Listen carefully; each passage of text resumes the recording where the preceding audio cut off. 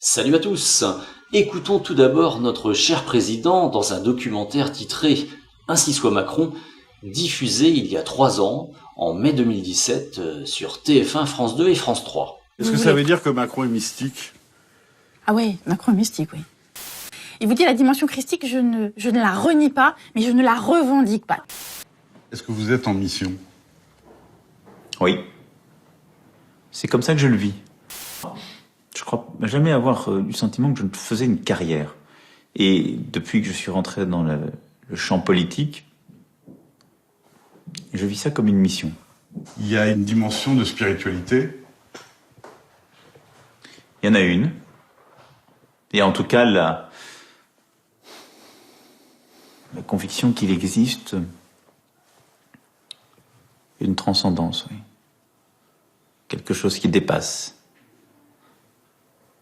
Qui vous dépasse, qui vous a précédé et qui restera. Voilà, donc c'est assez clair, hein. Macron, qui a été, rappelons-le, éduqué par des jésuites, croit en la transcendance.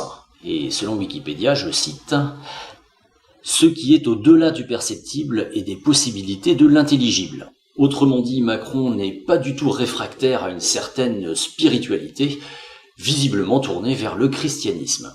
Et maintenant, on va l'écouter dans un extrait surréaliste d'une interview qu'il a accordée au Financial Times en avril 2020. Je crois que notre génération doit savoir que la bête de l'événement est là. Et elle arrive. Et qu'il s'agisse du terrorisme, de cette grande pandémie ou d'autres chocs, il faut la combattre quand elle arrive, avec ce qu'elle a de profondément inattendu, implacable. Il faut le faire en restant conforme à ses principes et n'en rien céder, mais en étant disponible à l'événement pour qu'advienne quelque chose de nouveau. C'est aussi ça. La bête de l'événement est là et elle arrive. La bête de l'événement est là et elle arrive. Alors la bête, pour ceux qui ne savent pas, ça veut dire le diable, hein, sans aucune ambiguïté. Et l'événement auquel fait allusion le président, c'est visiblement l'Apocalypse selon Saint Jean. Et ce qui me fait penser à ça, c'est notamment une conférence virtuelle auquel a participé Emmanuel Macron pendant le confinement. Extrait. Il faut qu'au moment où on arrive à gagner ce combat, le plus rapidement possible, partout, le vaccin soit accessible à toutes les populations. Et donc, je crois que l'initiative qui est ainsi conduite par nous tous, c'est celle qui permettra de rendre accessible dans toutes les géographies, dans tous les pays, y compris les plus vulnérables, ce vaccin, parce que c'est aussi ce qui nous permettra de retrouver le plus vite possible une vie normale. Avoir autour de la table à la fois l'Organisation mondiale de la santé qui en assurera la coordination, mais CEPI, Gavi, le Fonds mondial, Unitaid, Wellcome Trust, la Banque mondiale, la Fondation Bill et Melinda Gates, les acteurs du secteur privé pharmaceutique. Donc là, on a la confirmation, une fois de plus, que nos élites mondialisées, dans le cadre du Covid-19, veulent vacciner la totalité des habitants de la planète.